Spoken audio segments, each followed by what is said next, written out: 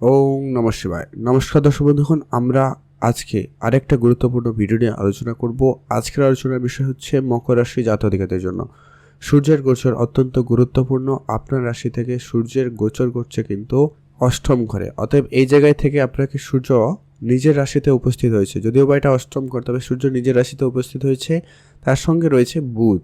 তো এই ক্ষেত্রে আপনারা কী কী ফল পেতে চলেছেন বা কী কী ফল পেতে সক্ষম, কোন কোন জায়গায় আপনাকে সূর্য উন্নতি দেবে, কোন কোন ক্ষেত্রে আপনাকে একটু সাবধানতা অবলম্বন করতে হবে, সেটাই ভিডিওতে আমরা ডিটেলসে আলোচনা করব। তো অবশ্যই আপনারা ভিডিওটি লাস্ট অবধি দেখবেন। খুব ছোট একটা ভিডিওতে আমরা ডিটেলসে আলোচনা করে দেবো।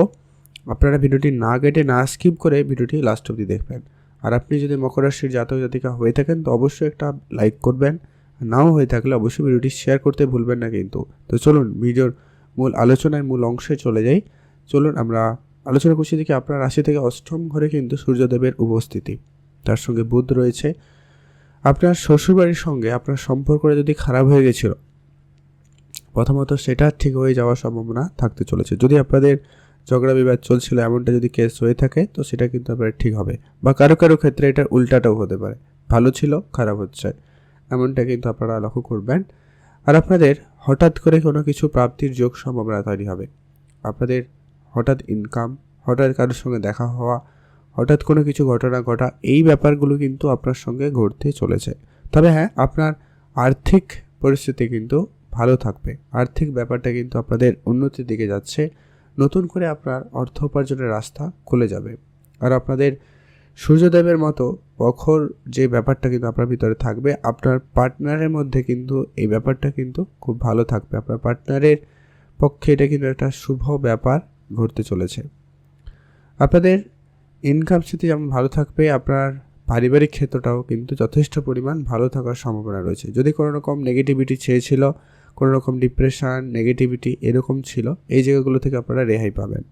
কারো কারো ক্ষেত্রে এই সময়কালে আপনাদেরকে আপনার স্বাস্থ্যের ব্যাপারে ধ্যান রাখতে হবে। যদি আপনাদের উইকনেস রয়েছে, আপনাদের পড়ে গিয়ে আঘাত লেগে রয়েছে, এমনটা হয়ে থাকলে আপনারা অবশ্যই ডাক্তারের শরণাপন্ন হবেন, ডাক্তারের গুরুত্ব মেনে চলার চেষ্টা করবেন।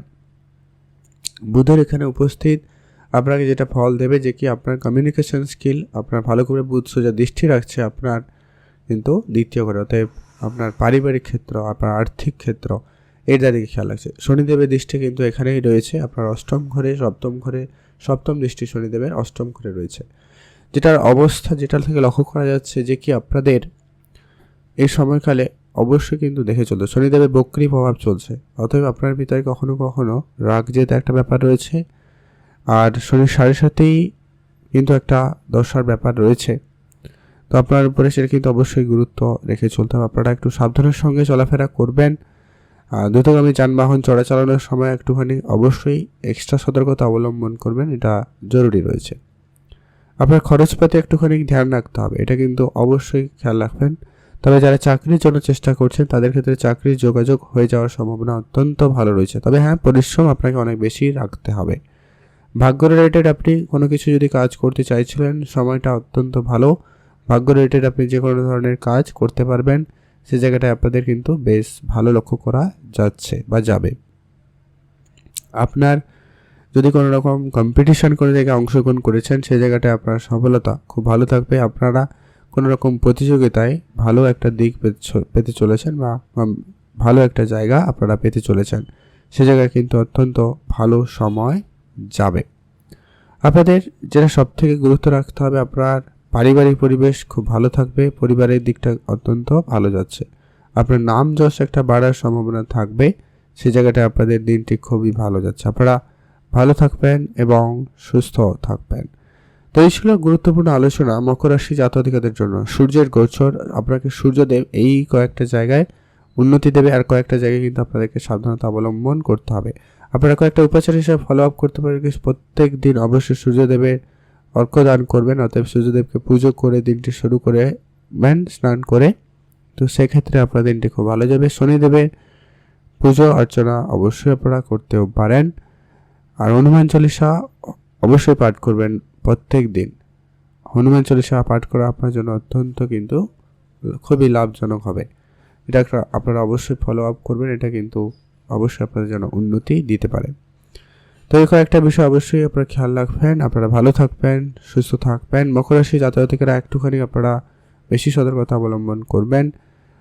এটা কিন্তু আপনাদের একটু মানে এই যে গোচরটা আপনাদের জন্য অত্যন্ত যে খুব ভালো এমনটা কিন্তু নয়, আর অত্যন্ত যে খারাপ এমনটাও বলা যাবে না। তবুও আপনারা একটু খেয়াল রাখবেন। খারাপ এই জন্য নয় কারণ সূর্যদেব নিজের রাশিতেই উপস্থিত হয়েছে, অতএব খুব যে খারাপ ফল প্রদান করবে এমনটা নয়, কিন্তু শনিদেবের দৃষ্টি এখানে রয়েছে। তো এটা একটুখানি এটা একে অপরের পরম শত্রুতা, তো সেই জায়গাটায় অবশ্যই আপনাদের কিছু না কিছু সমস্যা অবশ্যই আপনাকে ভোগাতে হতে পারে। তো খেয়াল রাখুন।